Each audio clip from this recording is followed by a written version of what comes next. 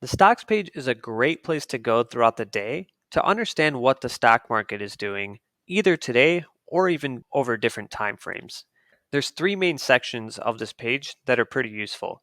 The first section is the Indices module, which gives you the intraday change for the three major market indices, but also a chart on the left so you can toggle through different time frames and understand the total return for these indexes. As you scroll down, you'll see the next section is a Performance by Index module. This module allows you to select from a number of indices and understand which stocks are the top gainers, the top losers, but also which stocks are pulling up or pulling down the index in general.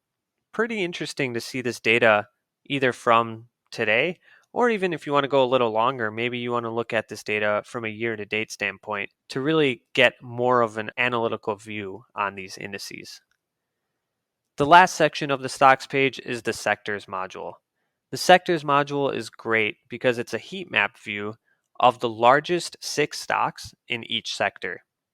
You can see that some sectors might be up a lot in comparison to other ones that might be down quite a bit. So it's a great view to understand which sectors are maybe outperforming or underperforming in general and how the largest stocks are performing.